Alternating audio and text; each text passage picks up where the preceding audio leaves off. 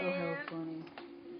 I knew you were coming. I'd have baked the cake, baked the cake, baked the cake. If I knew you were coming, I'd have. The cookbooks they're selling now are the sexy chefs. You know, that Jamie Oliver, the Naked Chef, and not necessarily sexy chefs, but you know, Alice Waters. People, you know, people know their names. They know their restaurants.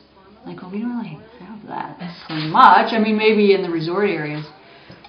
And that wasn't really what I wanted to do anyway. So we compromised and said, how about we find good restaurants, chef-owned, well-established. And what we really wanted to focus on was restaurants in the West that were using as much local food as possible.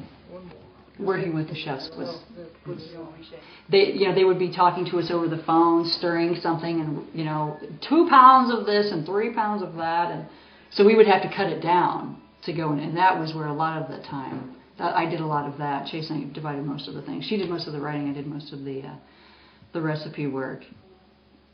So yeah, and some would they would send you these beautiful files, and everything was just right in order, and that's what Barb Hill did from St. Creek Railroad.